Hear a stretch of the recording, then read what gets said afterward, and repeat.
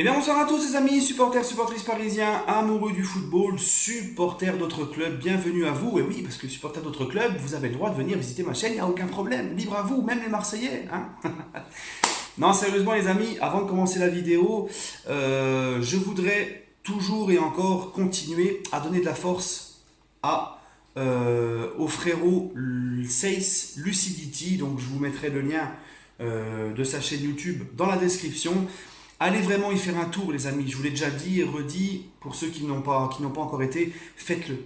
Faites-le, les amis, parce que si vous aimez mes vidéos et mon contenu, vous allez surkiffer les siennes. Parce que, premièrement, Seiss Lucidity, bon, c'est un débriefeur du Paris Saint-Germain, mais en plus de ça, c'est quelqu'un qui maîtrise très très très bien les montages vidéo, etc. Il a une qualité de vidéo superbe, des montages vidéo dans ses vidéos qui sont superbes, une façon de s'exprimer très bien. Et en plus de ça, contrairement à certains youtubeurs qui sont très bons aussi dans ce domaine-là, hein, les montages vidéo, la qualité de leurs vidéos, etc., mais qui ne connaissent pas grand-chose au foot. Et quand tu entends parler foot, ça fait un peu, ça te saigne les oreilles. Tu vois ce que je veux dire?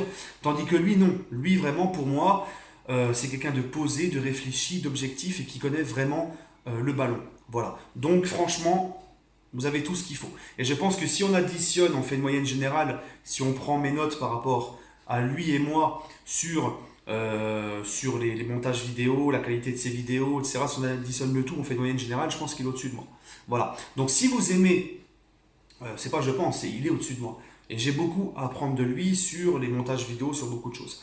Voilà, donc les amis, franchement, n'hésitez pas à aller faire un tour sur sa chaîne et à vous abonner. En plus de ça, si vous aimez les jeux vidéo, lui, en plus de faire des briefers du Paris Saint-Germain, il fait des vidéos sur le gaming. Voilà, donc n'hésitez pas, je vous mets le lien dans la description en bas de la vidéo.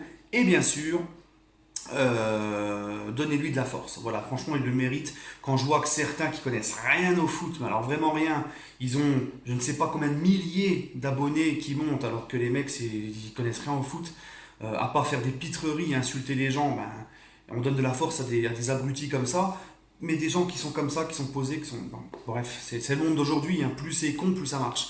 Bref, les amis, voilà, je voudrais euh, vous reparler donc de Tuchel parce que j'ai de nouvelles choses à dire, etc. Donc cette vidéo-là, pour ceux qui me suivent, vous savez, j'ai fait plusieurs vidéos sur Tuchel à la fin de saison.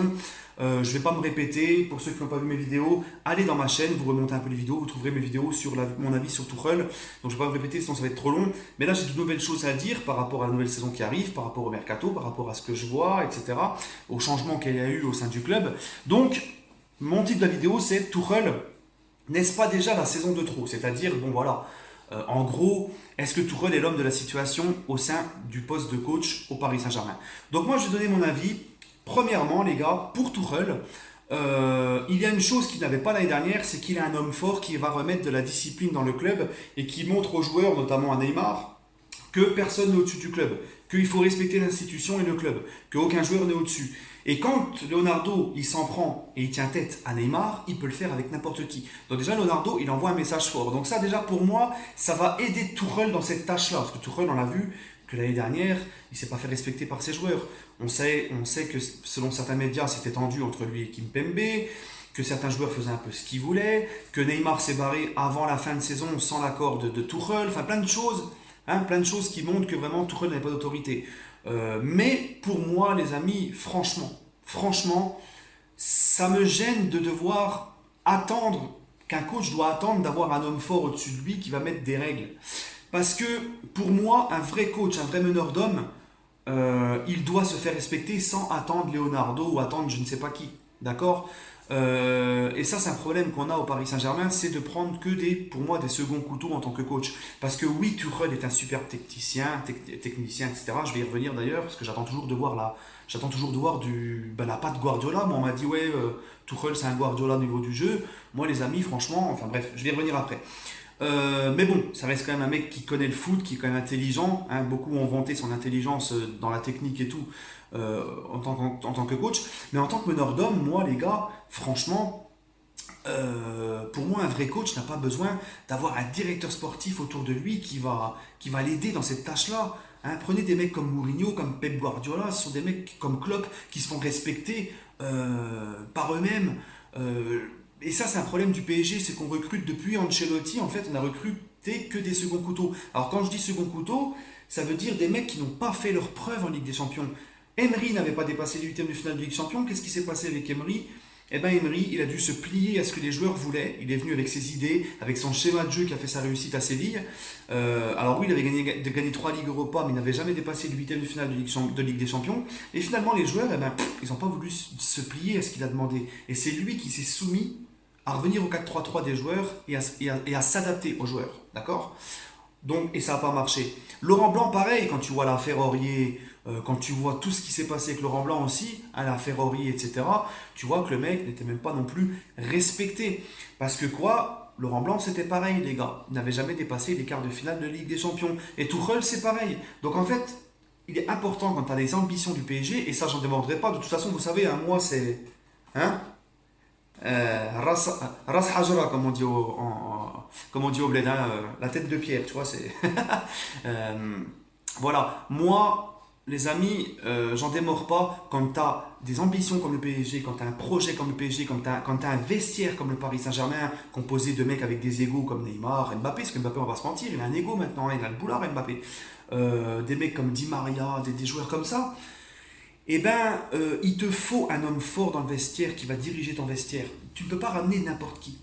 Pour moi, il faut ramener un mec qui va naturellement, par son passé, parce qu'il a fait en Ligue des Champions, gagner le respect de son vestiaire. De façon à ce que quand il arrive, il y a un respect naturel qui s'installe.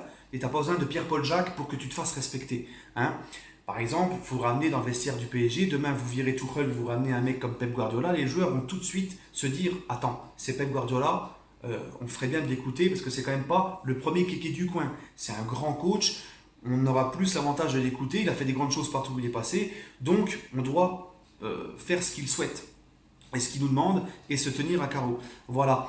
Et même Leonardo, les amis, il ne faut pas croire, Leonardo, bon, il te dit qu'il a une bonne relation avec Tuchel, etc. Mais Leonardo, croyez-moi, les amis, croyez-moi qu'il ne se gênera pas à la première occasion de faire sauter Tuchel quand l'occasion se présentera. Si Tuchel se foire en début de saison, trophée des champions, il loupe le trophée des champions, il se foire un peu ce début de saison, croyez-moi que Leonardo il va pas chercher midi à 14h. D'ailleurs, quand Leonardo lui pose la question sur Tuchel, il te dit oui, on s'entend bien, on a une bonne relation, mais il ne fait pas non plus son éloge. Et ça, c'est important de le souligner. Leonardo te dit pas c'est vraiment le coach qu'il nous faut, c'est l'homme de la situation, c'est un grand coach. Non, il te dit juste oui, nos relations sont bonnes, on travaille ensemble, il sait ce qu'il veut et moi je vais essayer de l'aider. Voilà, c'est tout, il s'arrête là. Il ne fait pas son éloge. Donc croyez-moi, ça veut dire beaucoup pour moi. Voilà. Donc je pense sincèrement, en plus, Leonardo, c'est un mec qui veut travailler avec les gens qu'il connaît. On sait qu'il veut placer apparemment Allegri. Hein, il aime bien travailler avec les Italiens. Allegri, certes, n'a pas gagné la Ligue des Champions, mais Allegri, c'est un mec qui a quand même entraîné la Juve pendant longtemps. Un grand vestiaire comme la Juve, un grand club comme la Juve. Et il a quand même fait 2 finales de Ligue des Champions. C'est toujours au mieux que Tuchel qui, avant d'arriver au PSG, en 10 ans, Tuchel, c'est une Coupe d'Allemagne, incapable de rivaliser avec le Bayern en Bundesliga, d'accord, il a quand même une très bonne équipe à Dortmund. Il avait Weigl qui marchait sur l'eau, il avait Mkhitaryan, il avait Reus, il avait Aubameyang, il avait Ousmane Dembélé, il avait du monde, il avait vraiment du beau monde, il avait Guerrero, il avait vraiment l'équipe qu'il voulait aussi. Voilà, donc une Coupe d'Allemagne et jamais dépassé les quarts de finale de Ligue des Champions Tuchel. Donc c'est pas le même charisme, c'est pas pareil. Voilà. Donc ensuite, un point qui est positif, c'est qu'il a quand même encore le groupe avec lui. Mbappé a récemment dit qu'il était bien avec Tuchel, que Tuchel était très bien, qu'il serait prêt à aller au combat pour lui, etc. Voilà. Donc tu te rends compte qu'il a ces cadres qui sont encore avec lui. Bon après, est-ce qu'il a tout le vestiaire avec lui? Ça on ne peut pas savoir, on n'a pas posé la question à tous les joueurs. Et il y a toujours, hein, dans n'importe quel club, il y a toujours les pour avec le coach et les contre, voilà, selon la situation du joueur avec le coach. Mais bon, on voit qu'il a quand même encore le groupe avec lui. Donc ça, ce n'est pas acheté non plus. Mais, je suis quand même, les amis, hein, Ras Hajra, comme on dit, la tête de pierre, pessimiste. J'ai l'impression que Tuchel, les amis, ne sait toujours pas encore trop ce qu'il veut. Tu lui poses la question sur le gardien, un jour il te dit le numéro 1 c'est bon, après il te dit le lendemain que c'est plus bon, qu'il ne sait pas, qu'il n'y a rien de confirmé. On ne sait pas encore dans quel système de jeu il veut faire évoluer cette équipe. Il est toujours en train, depuis l'année dernière, toujours en train de chercher comment il peut faire jouer cette équipe, toujours en train de changer pendant le match, ou à chaque match il change. Au bout d'un moment, voilà, tu vois, moi je me dis, est-ce qu'il sait vraiment ce qu'il veut faire du Paris Saint-Germain, de cette équipe? Moi, j'attends. On me l'avait vendu comme un Pep Guardiola numéro 2, les amis, moi j'ai rien vu. À part se baser sur des individualités comme Neymar et Mbappé, niveau collectif, niveau jeu, moi il m'a pas régalé Tuchel. Je me suis pas régalé sous l'air Tuchel. Et d'ailleurs, on a vu, moi la dernière fois que je me suis régalé au niveau du PSG, au niveau du jeu, c'est avec Laurent Blanc. Tu avais une vraie identité de jeu, une identité de possession. C'était un peu pantouflard des fois, hein, je te passe la balle, tu me la redonnes, mais tu avais vraiment une identité de jeu. Là, avec Tuchel, j'ai l'impression qu'on ne sait pas trop comment il veut jouer, comment il veut faire et quelle identité de jeu il veut mettre dans ce club. Voilà, enfin dans cette équipe. Et il y a aussi donc voilà, donc ce doute autour de ça, qu'est-ce qu'il veut mettre en place, etc. Là, en plus, on voit que Leonardo lui ramène les recrues qu'il souhaite. Il va avoir Idrissa Gueye, il lui a refait un bon milieu de terrain. Leonardo est en train de lui faire une très bonne équipe. Donc là, ça sera fini les excuses de l'effectif, les blessures, les machins. Les blessures, on peut en parler aussi, les amis.